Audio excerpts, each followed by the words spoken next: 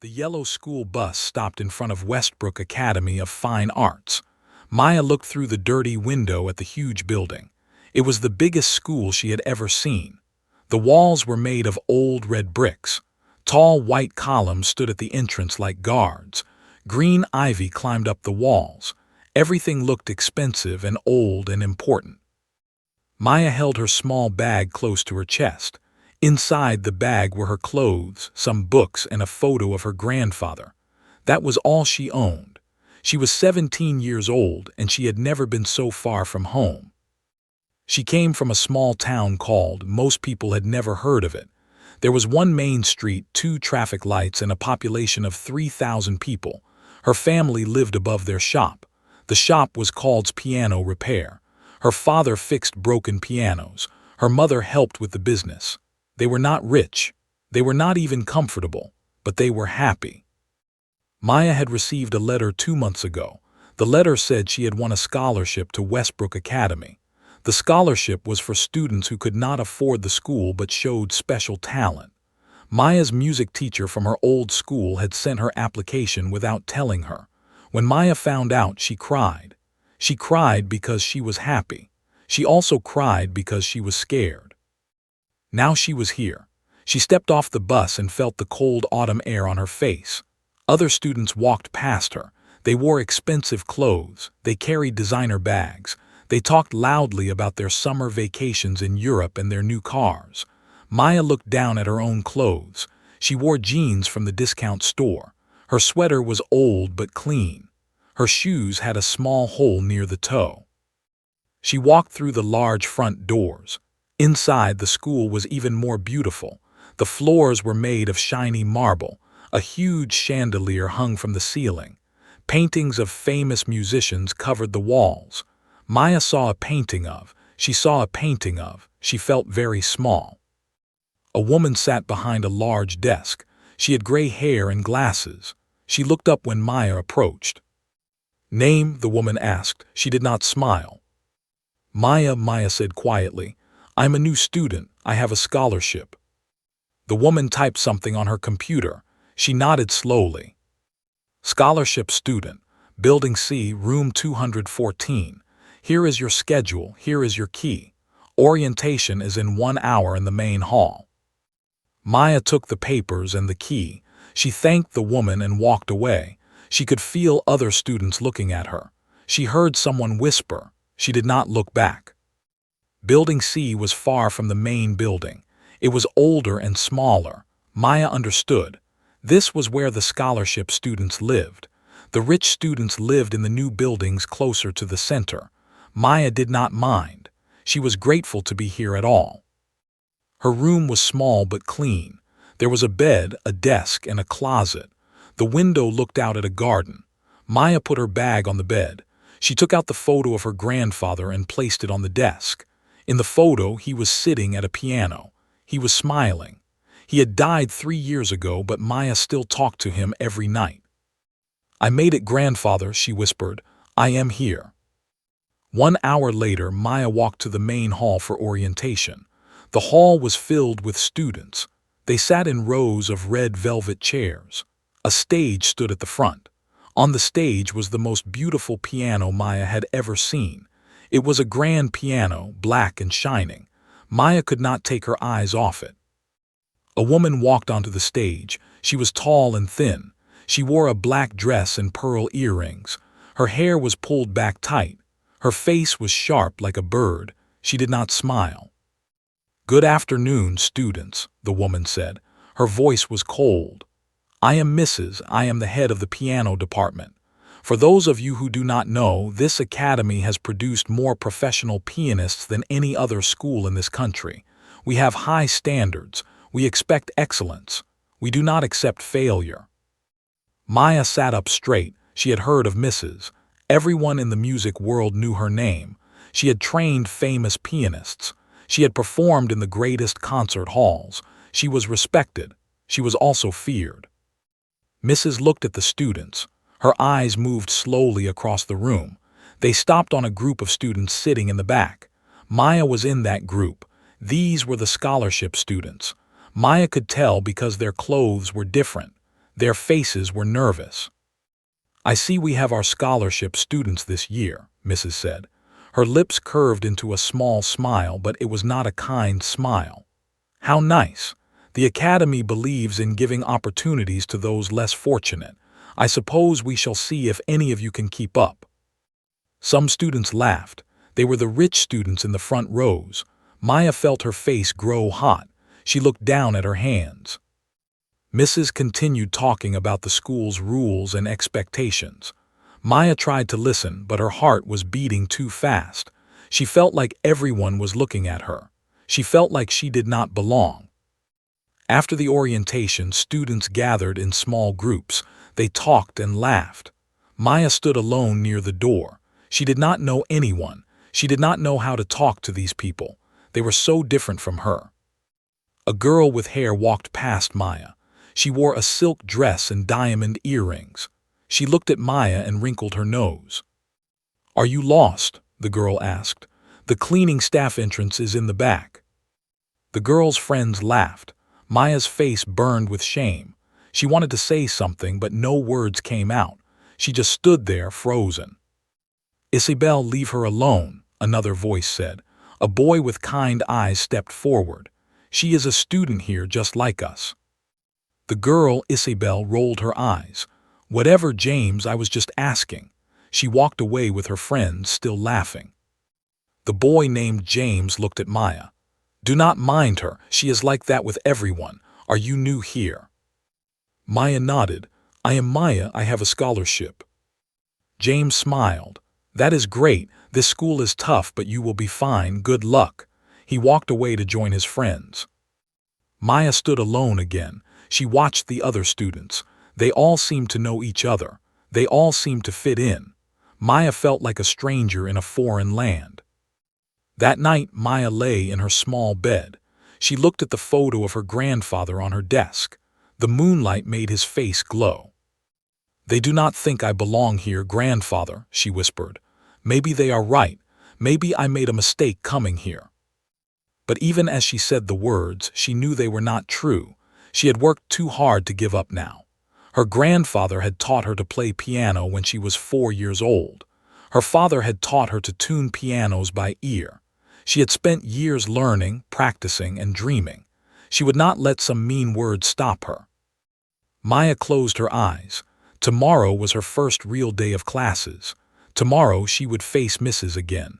She did not know what would happen, but she knew one thing for certain. She would not run away. She would prove them all wrong. Outside her window, the wind blew through the trees. Somewhere in the distance, someone was playing a piano. The notes floated through the night air like a whisper. Maya listened and smiled. The music gave her hope. She fell asleep dreaming of ivory keys in her grandfather's gentle hands. The first week at Westbrook Academy passed slowly for Maya. Every day felt like a test. Every moment felt like a challenge. She woke up early, went to her classes, and tried to stay invisible. But it was hard to be invisible when everyone already knew who you were. The scholarship students were easy to spot. They wore simple clothes. They ate in the corner of the dining hall. They walked with their heads down. The rich students treated them differently. Some ignored them completely. Others made jokes at their expense. A few, like James, were kind, but kindness was rare in this place. Maya attended her regular classes during the day. She studied music theory, music history, and composition. She was good at these subjects. Her grandfather had taught her well, but she had not yet played piano in front of anyone. That would come later during the special evaluation session. Mrs. held an evaluation at the end of the first week. All piano students had to attend. It was a tradition at Westbrook Academy. Each student would play a short piece in front of everyone. Mrs. would give her opinion. It was supposed to be helpful, but everyone knew the truth. It was meant to show who was the best and who was the worst. The evaluation was held in the grand recital hall. Maya walked in and felt her breath catch in her throat. The hall was enormous. Rows and rows of red velvet seats faced a large stage. Crystal chandeliers hung from the ceiling. The walls were decorated with gold trim. And there, in the center of the stage, stood the beautiful grand piano. Maya found a seat in the back. She sat alone as usual. She watched as other students filled the hall. They talked and laughed nervously. Everyone was scared, but some hid it better than others. Mrs. walked onto the stage. She wore a dark blue dress today. Her face was as cold as ever. She stood next to the piano and looked at the students. "Welcome to your first evaluation," she said. Her voice echoed through the hall. "Today, I will see what you are made of. Some of you have been playing piano since you were children.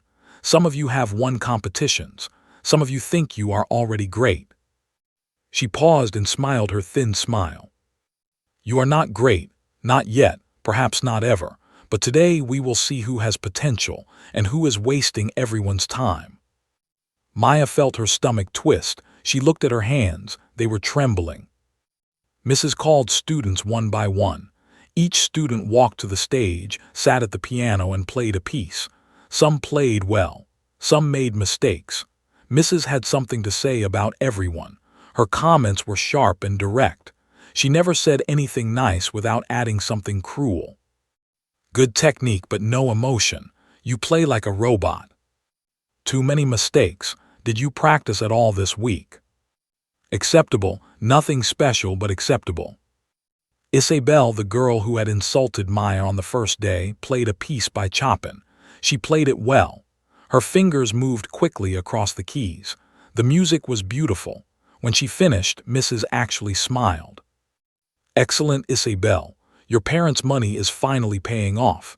You might actually become someone." Isabel smiled proudly and returned to her seat. She looked at Maya and smirked. Maya looked away. More students played. More students were judged. Maya watched and waited. Her heart beat faster with each passing minute. She hoped Mrs. would forget about her. She hoped she could slip away unnoticed. But Mrs. did not forget. "Maya," Mrs. called. Her voice was loud and clear. "Please come to the stage." Maya stood up. Her legs felt weak. She walked down the aisle toward the stage. She could feel everyone's eyes on her. She could hear whispers. "That is the scholarship girl. I heard her family fixes pianos. She probably does not even know how to play." Maya climbed the steps to the stage. She stood near the piano, waiting. Mrs. looked at her with cold eyes.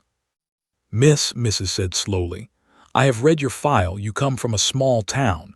Your family runs a piano repair shop. Is that correct?" "Yes, Mrs.," Maya said quietly. "How interesting." Mrs. walked around Maya like a cat circling a mouse. "So your family fixes pianos. They tune them. They repair them. They do the work that real musicians do not want to do." Some students laughed. Maya felt her face burn. "Tell me, Miss," Mrs. continued, "do you actually know how to play the piano, or do you just know how to hammer the keys back together?" More laughter, louder this time. Maya looked at the floor. She wanted to disappear. She wanted to run away and never come back. "Answer me, Miss," Mrs. demanded. "Can you play?" Maya looked up. Her eyes met Mrs. For a moment, she wanted to fight back. She wanted to tell this woman the truth. She wanted to sit at that piano and show everyone what she could do. But her grandfather's voice echoed in her mind. "Never boast, Maya. Never show off. Let your work speak for itself. The right moment will come." Maya lowered her eyes again. "I can play a little," she said softly. Mrs. laughed. It was a cold, cruel laugh. "A little? How charming. Well, miss, I suppose we will find out soon enough if a little is enough to survive at Westbrook Academy. You may sit down. We have wasted enough time." Maya walked back to her seat. Her face was red with shame. Her eyes burned with tears she refused to let fall. She could hear students whispering and giggling. She did not look at anyone. The rest of the evaluation passed in a blur. Maya did not hear the other students play. She did not hear Mrs. comments. She only heard her own heart beating. She only felt her own pain. When the evaluation ended, students left the hall quickly. Maya was the last to leave. She walked slowly, her head down. She did not notice James standing near the door. "Hey," he said gently, Are you okay?" Maya stopped. She looked at him. She tried to speak, but her voice caught in her throat. "Mrs. is hard on everyone," James said. "Do not take it personally. She was unfair to you today." "She was right," Maya whispered. "I do not belong here. I am just a girl from a piano repair shop." James shook his head. "That is not true. You got a scholarship. That means someone saw something special in you. Do not let Mrs. take that away." Maya looked at him. His eyes were kind. She wanted to believe him, but the shame was too strong. "Thank you," she said quietly. Then she walked away. That night Maya sat in her small room. She did not turn on the lights. She sat in the darkness, looking at her grandfather's photo. "She shamed me, grandfather," Maya said. "She made me feel small. She made everyone laugh at me." The photo did not answer, but Maya imagined her grandfather's voice. "Shame is a feeling, Maya. Feelings pass. Your talent is real. Your training is real. The right moment will come. Be patient." Maya wiped her eyes. She looked at her hands. These hands had tuned hundreds of pianos. These hands had played thousands of songs. These hands knew the piano better than most people ever would. Mrs. had tried to shame her, but shame would not stop Maya. She would wait. She would watch. And when the right moment came, she would show them all. Outside, the autumn wind rattled the windows. Maya lay down on her bed and closed her eyes. Tomorrow was another day, another chance. She would survive, she would endure, and one day she would make them see the truth. Mrs. did not know the truth about Maya. Nobody at Westbrook Academy knew. They saw a quiet girl from a small town. They saw a scholarship student with cheap clothes and a shy smile. They saw someone who did not belong. But Maya had a secret, a beautiful secret that she carried in her heart like a treasure. Her grandfather's name was Wei. He was born in a small village in China 80 years ago. His family was poor. They had nothing except a broken piano that someone had thrown away. Wei's father fixed the piano with his own hands, and Wei learned to play on that old, imperfect instrument. Wei had a gift. His fingers could make the piano sing. His music could make people cry. By the time he was 20, he was performing in concert halls across China. He played in Beijing. He played in Shanghai. People called him a genius. People said he would become one of the greatest pianists in the world. But then the troubles came. Political problems forced Wei to leave China. He lost everything. He came to America with nothing but his skills and his dreams. He could not find work as a performer. No one knew his name here, so he did what he knew best.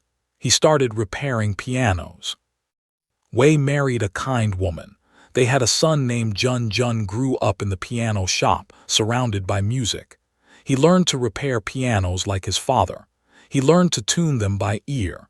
But Jun did not have his father's gift for performing. He was good, but not great. He accepted this truth without bitterness. Jun married a woman named. They had one daughter. They named her Maya. From the moment Maya was born, Wei knew she was special. She would cry when a piano was out of tune. She would smile when he played a beautiful melody. By the time she was 3, she was picking out simple songs on the old piano in their shop. Wei began teaching Maya when she was 4 years old. He was a strict teacher, but also a loving one.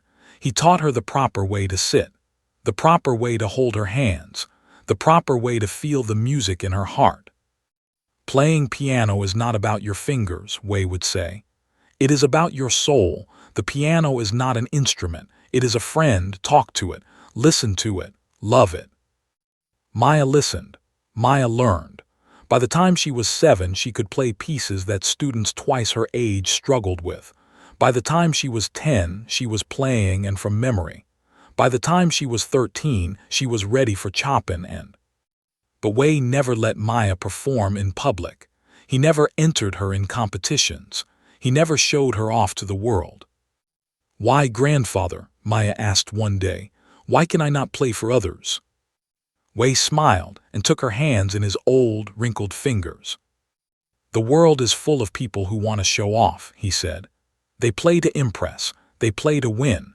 They play for fame and money, but music is not about these things. Music is about truth. Music is about love. When you are ready, truly ready, the right moment will come, and then you will play not to impress but to touch hearts. Maya did not fully understand, but she trusted her grandfather. She continued to practice in secret. She continued to grow stronger. Wei also taught Maya something else, something that no music school could teach. He taught her to listen to pianos. Every piano has a voice, Wei explained. Every piano has a personality. Some are bright and cheerful. Some are dark and deep. Some are stubborn. Some are gentle. A true piano master does not just play the instrument. A true piano master understands the instrument. Maya spent hours in her family's shop. She watched her father and grandfather work. She learned how pianos were built. She learned how they were tuned. She learned the name of every string, every hammer, every felt pad. By the time she was 12, Maya could tune a piano by ear. She did not need electronic tools. She did not need tuning forks. She could hear when a note was even slightly wrong. She could feel when a piano was sick, and she could heal it. Her father, Jun, was amazed. "You have your grandfather's gift," he told her, "but you have something more. You understand pianos in a way that few people ever will. You do not just play them, you speak their language." Maya loved working in the shop. She loved the smell of wood and polish. She loved the feel of ivory keys under her fingers. She loved the sound of a piano coming back to life after she tuned it. But she also dreamed of more. She dreamed of playing on great stages. She dreamed of sharing her music with the world. She kept these dreams secret, even from herself. Then 3 years ago, Wei got sick. His body was old and tired. He could no longer play. He could barely walk. Maya sat by his bed every day. She held his hand. She played recordings of his old performances for him. One night, a week before he died, Wei called Maya to his side. "I have something to tell you," he whispered. His voice was weak but clear. "I have been selfish. I kept you hidden because I was afraid. Afraid that the world would hurt you like it hurt me. Afraid that you would lose your love for music if you played for fame." Tears rolled down his wrinkled cheeks. "But I was wrong. Your gift is meant to be shared. Your music is meant to heal hearts. Promise me, Maya. Promise me that you will find your moment. And when you do, you will play with all your heart." Maya promised. She held her grandfather's hand and made a promise she would never break. Wei died peacefully, with Maya by his side. The last words he heard were Maya humming his favorite song. After his death, Maya threw herself into practice. She played for hours every day. She learned the most difficult pieces. She pushed herself harder than ever before, but she still did not perform in public. She was waiting for the right moment, just as her grandfather had taught her. Then the scholarship letter came. Maya's music teacher, Mrs., had secretly recorded Maya playing one day after school. She had sent the recording to Westbrook Academy.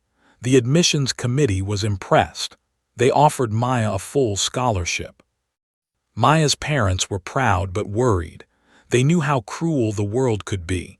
They knew that rich people often look down on people like them. But they also knew that this was Maya's chance. Her moment was coming. Now Maya was here at Westbrook Academy. She had been humiliated by Mrs. She had been laughed at by the other students. They thought she was nothing. They thought she was just a poor girl who fixed pianos. They were wrong. Maya sat in her room, thinking about her grandfather. She could almost hear his voice. "The right moment will come, Maya. Be patient, be strong. And when the moment comes, play with all your heart." Maya looked at her hands. These hands had healed hundreds of pianos. These hands had mastered the most difficult pieces ever written. These hands were weapons, waiting to be used. Mrs. had tried to shame her. The other students had laughed at her, but they did not know who she really was. They did not know what she could do. And when the right moment came, Maya would show them. She would show them all.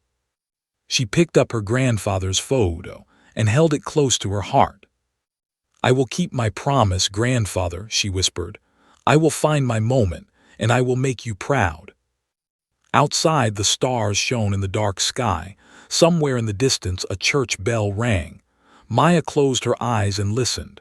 She heard music in everything, in the wind, in the bells, in the beating of her own heart. The right moment was coming. She could feel it. 3 months passed at Westbrook Academy. The autumn leaves fell and winter arrived. Snow covered the grounds like a white blanket. The air became cold and sharp.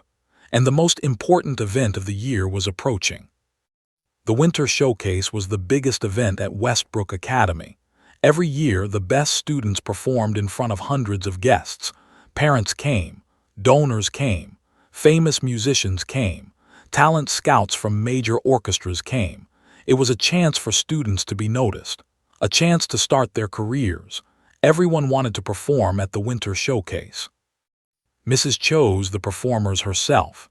She picked only the best students, the ones with perfect technique, the ones from famous families, the ones who made her department look good.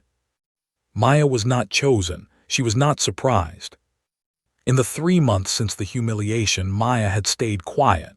She attended her classes. She did her work. She practiced in secret, late at night, in a small practice room that nobody used. She played with the door closed and the lights dim. She did not want anyone to hear. Mrs. continued to ignore her. This was fine with Maya. Being ignored was better than being humiliated. She watched and waited, just as her grandfather had taught her. Isabel was chosen as the main performer for the Winter Showcase. She would play the final piece of the night. It was the most important position. Everyone expected her to be amazing. Mrs. treated her like a princess. "Isabel will play on the," Mrs. announced proudly, "our century-old grand piano, the finest instrument in the school, perhaps the finest in the state." It was famous. It had been at Westbrook Academy for over 100 years. Great pianists had played on it. Its sound was legendary, deep and rich and full of history. Everyone who heard it fell in love. Maya had seen the many times. She had never touched it, but she had listened to it. She had studied it from a distance, and she knew something that nobody else knew. The was sick. Not badly sick. Not yet, but Maya could hear it, a slight dullness in the middle keys, a faint buzz in the low notes. The hammers were wearing down. The felt was getting hard. The piano needed care. It needed someone who understood it. But nobody asked Maya. Why would they? She was just the scholarship girl, the girl who fixed pianos. What could she possibly know? 3 weeks before the Winter Showcase, disaster struck. They had to be moved. Some repairs were being done in the recital hall. Workers came to move the piano to a safe place, but something went wrong. A wheel on the piano's cart broke. The piano tilted. One of the workers tried to catch it, but he was not strong enough. The fell. It did not fall completely. The workers managed to stop it before it hit the ground, but the damage was done. The fall had twisted the frame. It had shifted the strings. It had disturbed the delicate balance that made the piano special. When Mrs. heard the news, she screamed. Maya was in the hallway and heard everything. "How could you be so careless?" Mrs. shouted at the workers. "That piano is worth more than your lives. It is priceless, irreplaceable." The headmaster, Dr. Williams, came running. He was a tall man with gray hair and worried eyes. He looked at the piano and shook his head. "We will call the best tuners in the country," he said. "We will fix this." And they did call the best tuners. 3 of them came over the next 2 weeks. They were famous experts who worked with orchestras and concert halls. They spent hours with They used the best tools. They tried everything they knew. But they could not fix it. The piano played. The notes came out, but the magic was gone. The sound was flat, lifeless, empty. That had lost its voice. Maya heard the piano after the tuners left. She was walking past the recital hall late one night. The door was open. She stepped inside and listened. The piano sounded broken, not in a way that most people would notice, but Maya noticed. The soul of the piano was hurt. It was crying for help. Mrs. held a meeting with Dr. Williams. Maya happened to be studying in a room nearby. The door was open, and she could hear their voices. "The showcase is ruined," Mrs. said. Her voice was bitter. "Isabel cannot perform on that piano. It sounds terrible. We will be embarrassed in front of everyone." "We can rent another piano," Dr. Williams suggested. "Another piano," Mrs. laughed coldly. "Thee is the heart of our showcase. People come to hear that instrument. A rental piano would be an insult." "Then what do you suggest?" There was a long silence. Then Mrs. spoke again. "I suggest we pray for a miracle, because that is what we need." Maya sat in the dark room thinking. She thought about its beautiful voice. She thought about how sad it sounded now. She could fix it. She knew she could. She had fixed pianos that were much worse. Her grandfather had taught her secrets that no tuner in the country knew. She had a gift that was waiting to be used. But should she offer to help? Mrs. hated her. The woman would probably laugh at her. She would say that a scholarship girl could not possibly fix what the best experts had failed to fix. Maya almost decided to stay silent. It was easier, safer. She could avoid more humiliation. But then she heard her grandfather's voice in her head. "The right moment will come, Maya, and when it comes, you must be brave." Was this the moment? Maya did not know, but she knew one thing: there was suffering, and she could not ignore suffering. The next morning, Maya went to see Dr. Williams. His office was in the main building. She had never been there before. She knocked on the door and waited. "Come in," a voice called. Maya entered. Dr. Williams sat behind a large desk covered with papers. He looked tired and stressed. He looked up and frowned. "Yes, can I help you?" "My name is Maya," she said quietly. "I'm a scholarship student. I heard about the—" Dr. Williams sighed. "Yes, terrible business, but I do not see what you can do about it, young lady." Maya took a deep breath. "I would like to try to fix it, sir." Dr. Williams stared at her. Then he laughed, but it was not a mean laugh. It was a surprised laugh. "Fix it? The best tuners in the country have tried. What makes you think you can do better?" "My family repairs pianos," Maya said. "My grandfather was a concert pianist. He taught me to tune by ear. I know I can help." Dr. Williams studied her face. He saw something there, something honest, something real. "Mrs. will not like this," he said slowly. "Mrs. does not need to know," Maya replied. "Let me try after hours, at night when no one is around. If I fail, no one will know. But if I succeed, the showcase will be saved." Dr. Williams thought about it for a long moment. He had nothing to lose. The showcase was already in danger. What harm could one student do? "Very well," he said finally. "You may try, but you must work at night, and you must tell no one. If you fail, this conversation never happened." Maya nodded. "Thank you, sir. I will not let you down." She walked out of the office with her heart beating fast. This was her chance, the moment she had been waiting for. Now she just had to prove that she was worthy of it. That night, Maya waited until midnight. The academy was quiet. The lights were off. The students were asleep. She put on her coat and walked through the cold, dark campus to the recital hall. Dr. Williams had given her a key. She unlocked the door and stepped inside. The hall was enormous in the darkness. The velvet seats looked like shadows. The chandeliers hung silent above, and there on the stage the waited. Maya walked slowly toward the piano. Her footsteps echoed in the empty hall. She climbed the steps to the stage and stood before the great instrument.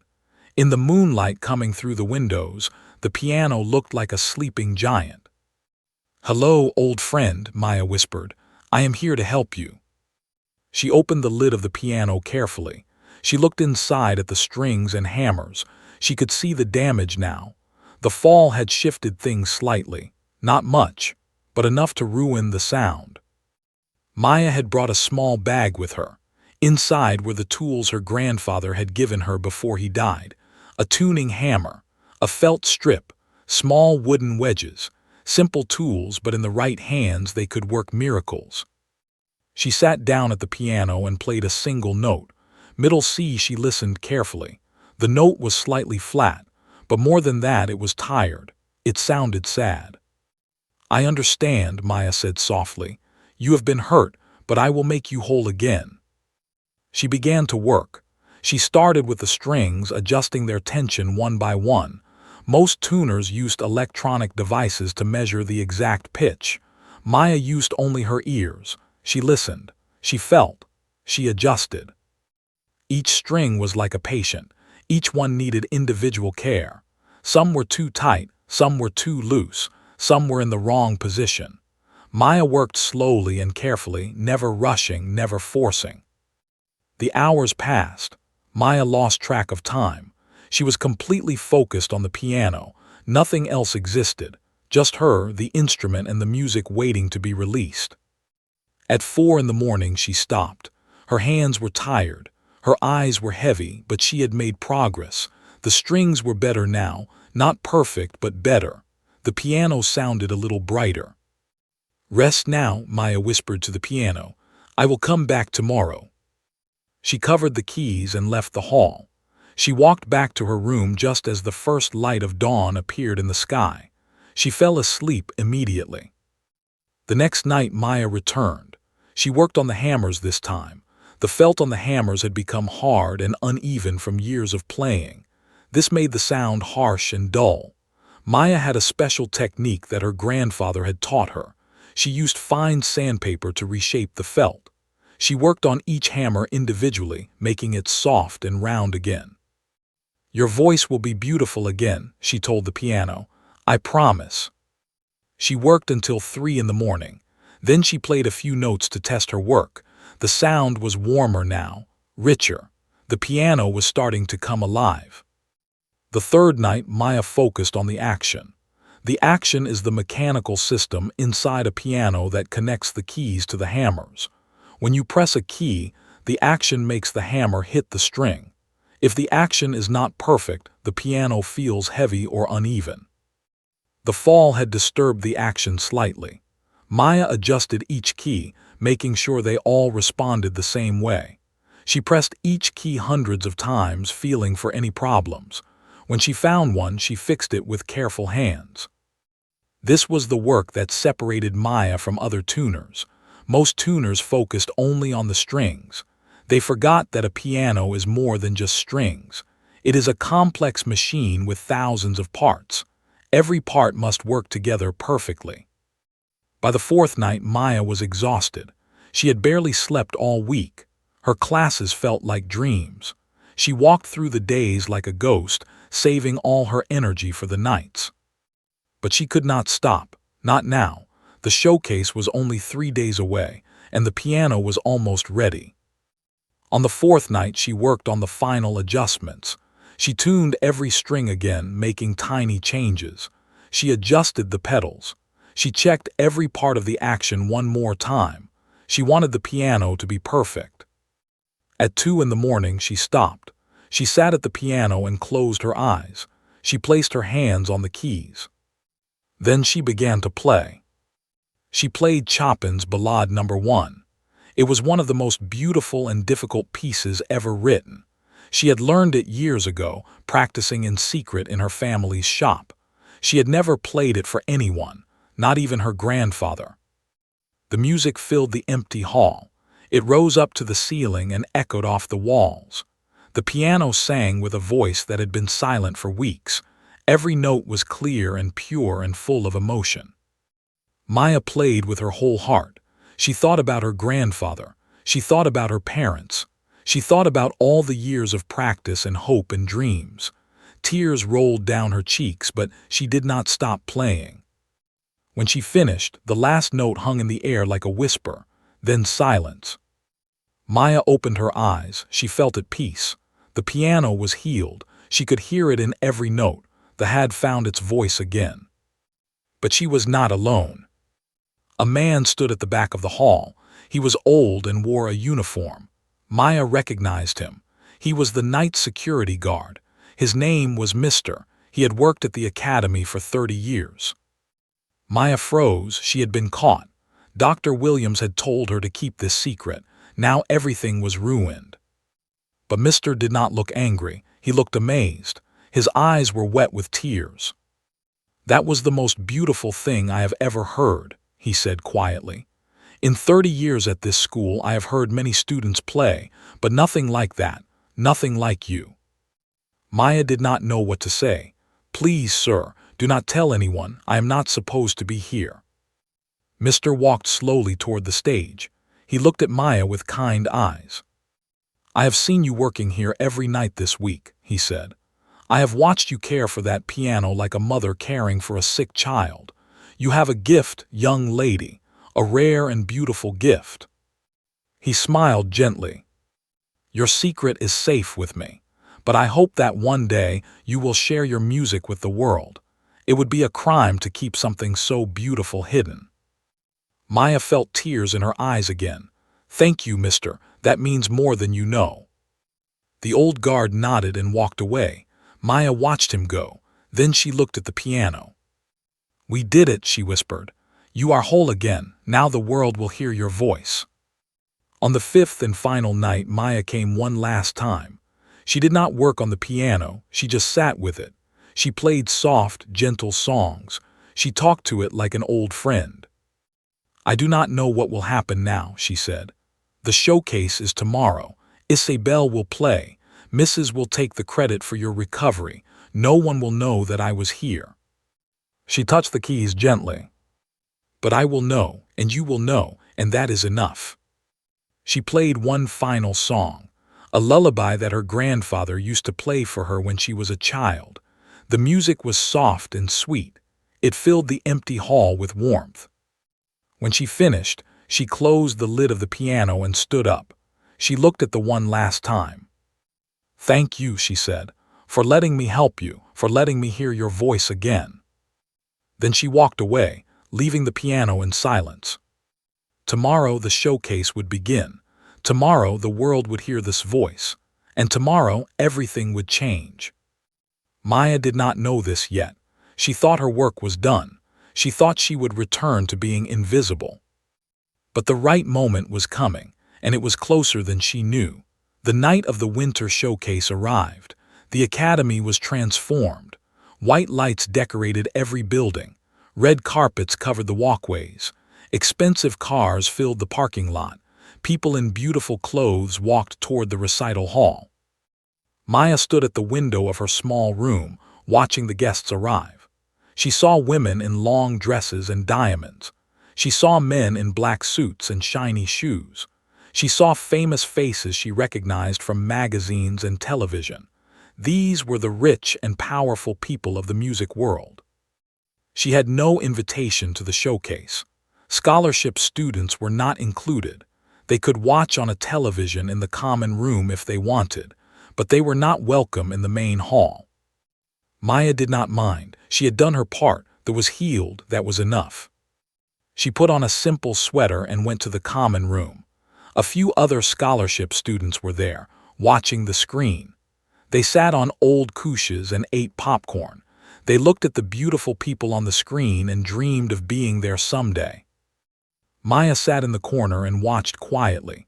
The camera showed the inside of the recital hall. It was packed with guests. Every seat was filled. The chandeliers sparkled above, and on the stage stood proudly, its black surface shining under the lights. Mrs. walked onto the stage. She wore a silver dress that glittered like stars. Her hair was perfect. Her smile was wide. She looked like a queen. "Welcome to the Winter Showcase," she announced. Her voice was proud and confident. "Tonight, you will hear the finest young musicians in the country. They will perform on our legendary grand piano, which has graced this stage for over 100 years." She paused for effect. "I must admit, we had some concerns about the piano recently. It required some maintenance, but I am pleased to report that it has been restored to perfect condition. Our music director personally oversaw the restoration." Maya felt a flash of anger. Mrs. was taking credit. The woman who had never touched the piano was claiming the glory. Maya wanted to shout the truth. But then she remembered her grandfather's words. Anger is a fire that burns only yourself. Let it go. The truth will find its way. Maya let it go. She focused on the screen and waited for the music to begin. The showcase started with a string quartet. 4 young students played. They were good. The audience clapped politely. Next came a violinist. She played a solo piece with great skill. The audience was impressed. Then came the pianists. One by one, students took their place at the. They played in Brahms, and some were excellent. Some were just good, but they all played with passion and pride. Maya watched and listened. She heard this voice through the television speakers. It was not the same as being there, but she could tell that the piano was singing again. Her work had been successful. Finally, it was time for Isabel, the main event, the star of the show. Isabel walked onto the stage like a princess. She wore a white dress that floated like clouds. Her hair was arranged in perfect curls. She smiled at the audience and sat at the piano. She played Chopin's Scherzo No. 2. It was a difficult piece, full of energy and emotion. Isabel played it well. Her fingers moved quickly and accurately. Her technique was flawless. The audience watched with admiration. When she finished, the applause was loud and long. Isabel stood and bowed gracefully. Mrs. joined her on stage and hugged her. They looked like mother and daughter. They looked like winners. Maya watched without expression. Isabel was good. There was no doubt about that, but something was missing. Maya could hear it. The performance was technically perfect, but it lacked heart. It was like a beautiful painting with no soul. The showcase was almost over. The audience was preparing to leave, but then something unexpected happened. Dr. Williams walked onto the stage. He held a microphone in his hand. He looked nervous but determined. "Ladies and," he said, "before we conclude tonight's program, I have a special announcement." The audience quieted. Mrs. frowned. This was not part of the plan. As Mrs. mentioned, our required restoration recently. What she did not mention is who actually performed that restoration. Maya sat up straight. Her heart began to beat faster. The finest tuners in the country tried to fix our piano. They failed. Then a student came forward, a scholarship student who had been dismissed and ignored. She asked for a chance to help. I gave her that chance.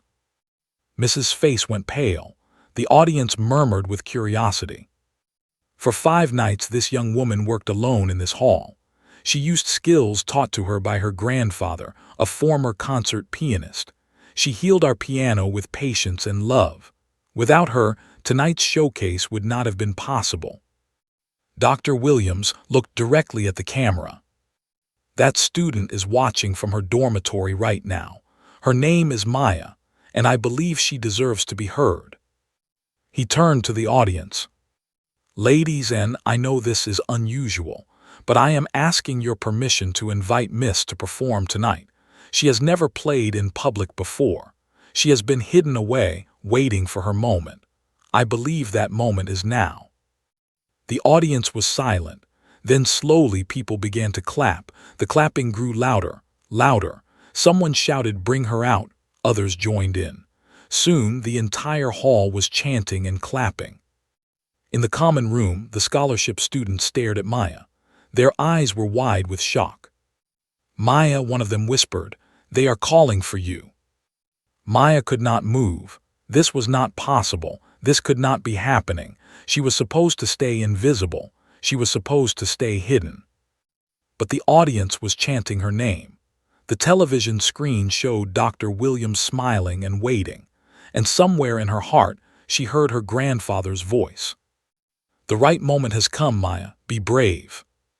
Maya stood up. Her legs were shaking. Her hands were trembling. She walked to the door of the common room. "Wait," a scholarship student called. "You cannot go like that. You need something to wear." A girl named Sophie ran to her room. She came back with a simple black dress. "It is old, but it is beautiful. Take it." Maya changed quickly. The dress was plain but elegant, it fit her perfectly. Sophie helped fix her hair. Another student lent her shoes. "You look amazing," Sophie said. "Now go show them who you are." Maya walked out of the dormitory. The cold night air hit her face. She walked toward the recital hall. Her heart was pounding so hard she could hear it. Every step felt like a dream. She reached the back entrance of the hall. A security guard was waiting. It was Mister. He smiled when he saw her. "I told you this day would come," he said. "Now go show them the music I heard that night." He opened the door. Maya stepped inside. She was behind the stage now. She could hear the audience still clapping and chanting. Dr. Williams saw her and walked over. "Are you ready?" he asked gently. Maya looked at him. She looked at the stage. She looked at the waiting under the lights. "Yes," she said, "I am ready." Dr. Williams took her hand and led her onto the stage. The lights were blinding. The audience was a sea of faces. Maya saw Mrs. standing at the side, her face frozen with shock. She saw Isabel in the front row, her eyes wide with disbelief. But Maya did not focus on them. She focused on the piano, her friend, her partner, the instrument she had healed with her own hands. She walked to and sat down. She placed her fingers on the keys. The ivory felt cool and familiar under her touch. The audience fell silent. Hundreds of people held their breath. Every eye was on Maya. She closed her eyes. She thought about her grandfather. She thought about her parents. She thought about every moment that had led to this night. Then she began to play. The first notes of Sla filled the recital hall. It was one of the most difficult pieces ever written for piano. Professional musicians studied it for years before attempting to perform it. Many never mastered it at all. Maya played it as if she had been born to play it. Her fingers flew across the keys with impossible speed. The notes cascaded like a waterfall, each one clear and perfect. The melody danced and sparkled. It sounded like bells ringing in a distant tower. The audience sat in stunned silence. They had expected a simple performance from a scholarship student. What they witnessed was something else entirely, something magical. Mrs. stood at the side of the stage. Her face had gone from pale to red to white again. Her mouth hung open. She could not believe what she was seeing. This was the girl she had humiliated, the girl she had called a charity case, the girl she had dismissed as nothing. And now that girl was playing better than anyone Mrs. had ever trained. Isabel sat in the front row. Her hands gripped the armrests of her chair. Her eyes were fixed on Maya. She had spent years studying piano. She had won competitions. She had been praised and celebrated. But she had never seen anyone play like this. She had never heard anything so beautiful. Maya was lost in the music. She did not see the audience. She did not feel the lights. She only felt the piano under her fingers. She only heard the song in her heart. La was a showpiece. It was meant to impress, but Maya did not play to impress. She played to express. Every note carried emotion.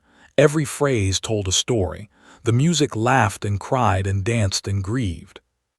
When she reached the final section of the piece, Maya pushed harder. Her fingers moved so fast they were almost invisible. The notes climbed higher and higher, building to an incredible climax. They responded to her touch like a living thing. It gave her everything it had.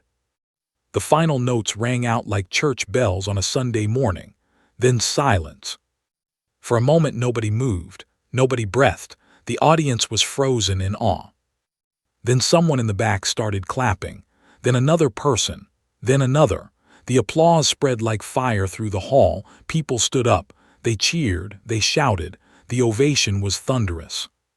But Maya was not finished. She held up her hand gently. The audience quieted, confused. Maya spoke into the silence. "Thank you," she said softly. Her voice was small but clear. "I would like to play one more piece. I wrote it myself. It is for my grandfather. He taught me everything I know." She turned back to the piano. She took a deep breath. and she began to play something completely different. The music started slowly, simple notes, a gentle melody. It sounded like a lullaby, like a mother singing to her child, like the first rays of sunrise. Maya played from her heart. This was not a piece from any book. This was her soul put into music. She had written it in the weeks after her grandfather died. She had never played it for anyone, until now. The melody grew. It became more complex. It wove together themes from her grandfather's favorite songs. It spoke of love and loss and memory. It spoke of dreams and hope and the courage to go on. Maya thought about her grandfather as she played. She remembered sitting on his lap as a little girl. She remembered his hands guiding her fingers on the keys. She remembered his smile and his laugh, and the way he smelled of tea and old books. She remembered the night he died. She remembered holding his hand. She remembered promising to find her moment. "This is my moment, grandfather," she whispered in her heart. "This is for you." The music reached its peak. It was beautiful and sad and triumphant all at once. It was the story of a girl who had lost someone she loved. It was the story of a gift passed down through generations. It was the story of a promise kept. Maya's eyes filled with tears, but she did not stop playing. The tears rolled down her cheeks and fell onto the keys, but her fingers never missed a note. In the audience, people were crying too. Old women dabbed their eyes with handkerchiefs. Tough businessmen wiped their faces secretly. Young students openly wept. The music touched something deep inside everyone who heard it. Even Mrs. felt her eyes grow wet. She tried to fight it. She did not want to cry, but the music was too powerful. It broke through all her walls. It made her feel things she had not felt in years. Maya played the final notes. They were soft and gentle, like a goodbye, like a promise, like a prayer. The last note faded into silence. The audience did not move. They sat in complete stillness, overwhelmed by what they had just experienced. It was as if the music had taken them to another world and they were not ready to come back. Then the applause began. It was not like any applause Maya had ever heard. It was not polite clapping. It was not enthusiastic cheering. It was something deeper, something more primal, the sound of hundreds of hearts responding to beauty. People stood up, not in groups but all at once. Every person in the hall rose to their feet. They clapped and cheered and cried. Some shouted bravo. Others simply wept and clapped. The ovation went on and on. 1 minute, 2 minutes, 3 minutes. Maya stood by the piano, overwhelmed. She did not know what to do. She had never experienced anything like this. James, the kind boy who had defended her on her first day, was in the audience. He stood and applauded with tears streaming down his face. Sophie and the other scholarship students had sneaked into the back of the hall. They screamed and hugged each other with joy. Mr. stood by the door, his old face wet with tears. He had known. He had heard Maya play that night in the empty hall. He had known this moment would come. The applause continued for 5 full minutes. Every time it started to fade, it grew loud again. People did not want to stop. They did not want the moment to end. Finally, Dr. Williams walked onto the stage. He stood beside Maya and raised his hands to quiet the crowd. "Ladies and," he said, his voice thick with emotion, "I believe we have just witnessed something extraordinary, something that we will remember for the rest of our lives." He turned to Maya. "Miss, on behalf of Westbrook Academy, I want to thank you. You have reminded us all why music matters. You have reminded us that true talent is not about wealth or connections. It is about heart. It is about soul. It is about love." The audience cheered again. Dr. Williams smiled. "I am pleased to announce that Maya will receive a full performance scholarship. She will have access to all our resources. She will perform at all our major events, and she will be given the respect she has always deserved." More cheers, more applause. Maya stood in the light, unable to speak. She looked at the audience. She looked at the photo of her grandfather that she saw in her mind. "I did it, grandfather," she whispered silently. "I kept my promise." Somewhere she was sure her grandfather was smiling, and the piano beneath her fingers seemed to hum with happiness, as if it too was celebrating this moment of triumph. The night after the showcase, the academy was buzzing with excitement. Everyone was talking about Maya. Her name was on every lip. Her performance was the only topic of conversation. Students who had ignored her now wanted to meet her. Students who had laughed at her now wanted to apologize. Suddenly, Maya was the most famous person at Westbrook Academy. But Maya did not care about fame. She cared about something else entirely. After the performance, she had been surrounded by talent scouts and journalists. They pushed business cards into her hands. They asked for interviews. They made promises of fame and fortune. Maya smiled politely and took their cards, but she felt overwhelmed. Dr. Williams rescued her. He led her away from the crowd to his quiet office. There, he gave her a cup of tea and let her sit in peace. "You were wonderful tonight," he said gently. "Your grandfather would be very proud." Maya held the warm cup in her hands. Tears filled her eyes. "I just wanted to keep my promise," she said softly. "He asked me to share my music with the world. I did not know if I could, but I tried." Dr. Williams smiled. "You did more than try. You succeeded beyond anyone's expectations, including your own." He handed her a phone. "Your parents have been trying to reach you. They watched the showcase. They are very eager to speak with you." Maya took the phone with trembling hands. She dialed her home number. Her mother answered on the first ring. "Maya, my darling, we saw everything. Your father and I are so proud of you." Maya could hear her mother crying. She could hear her father in the background, saying something in Chinese. She could hear the joy in their voices. "I wish grandfather could have seen it," Maya said. There was a pause. Then her mother spoke again, her voice soft and warm. "He did see it, Maya. He was watching from somewhere special. I am sure of it." Maya talked with her parents for an hour. They laughed and cried together.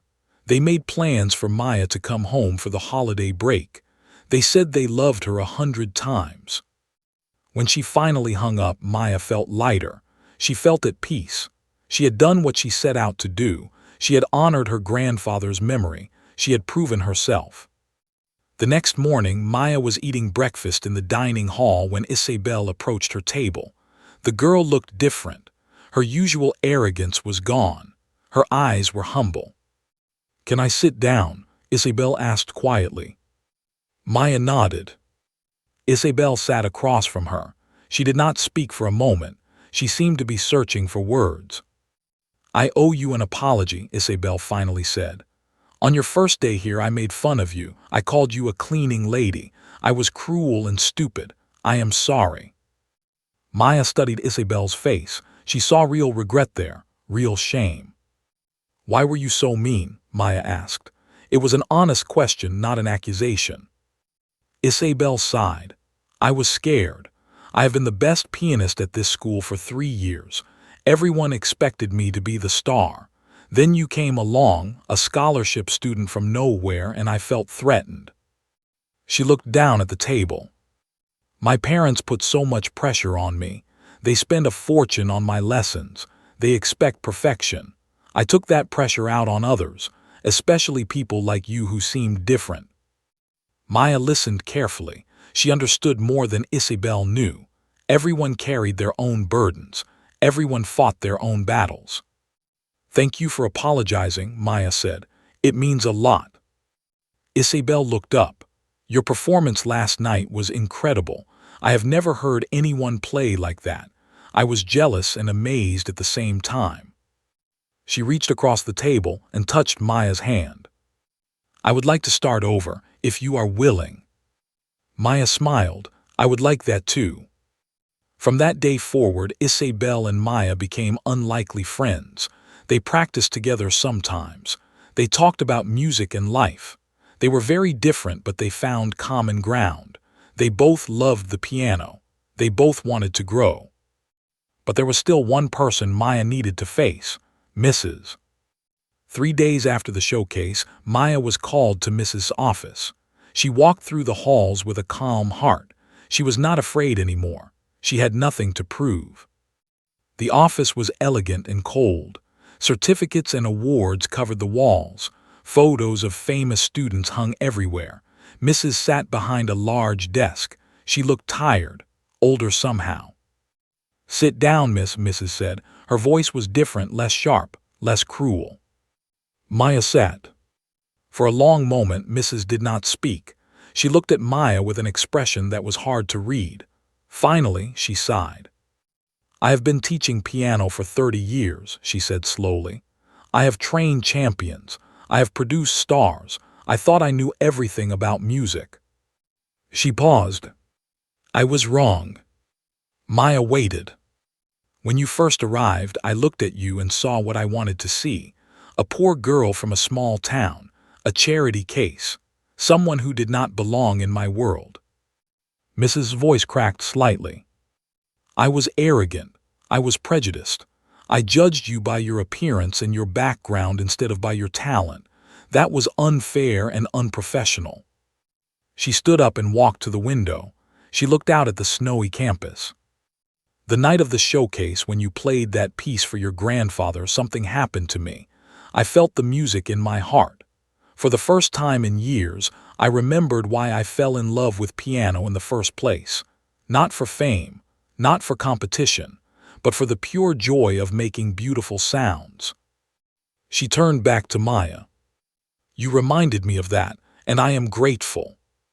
Mrs. walked around the desk. She stood in front of Maya. Her eyes were wet. "I was wrong about you, Maya. I am sorry, truly sorry."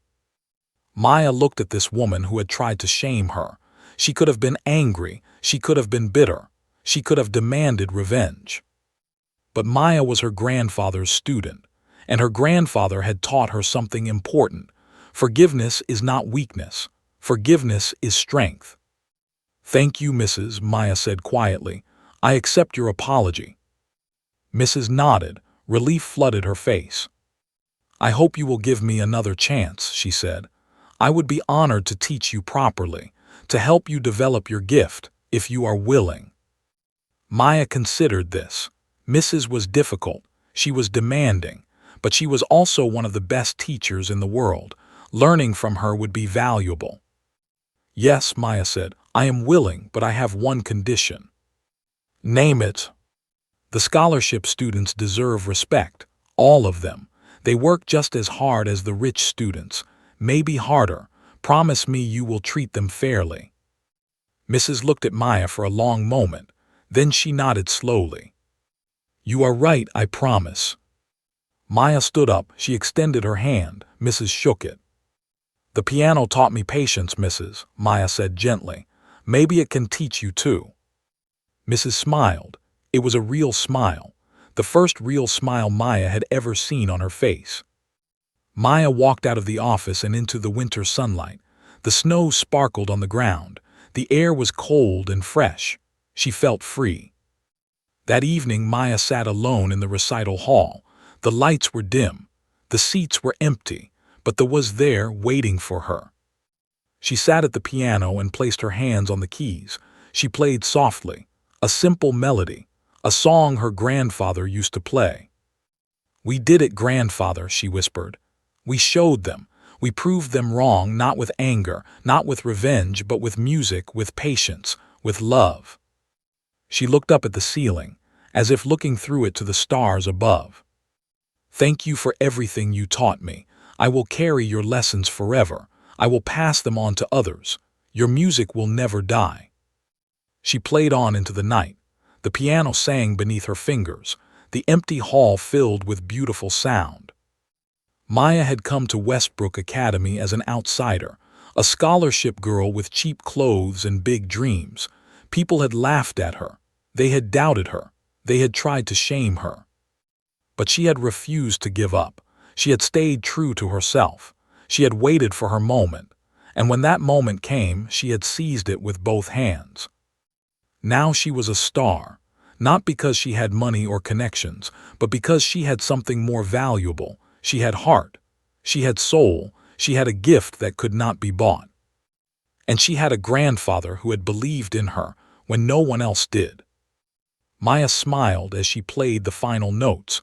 The music faded into silence, but the memory would last forever. Never underestimate the quiet ones, her grandfather used to say. They are often listening to music the rest of us cannot hear. Maya closed the piano lid gently. She touched the wood with loving fingers. Then she walked out of the hall and into her future, a future she had built with her own 2 hands, a future filled with music and hope and endless possibility. The end.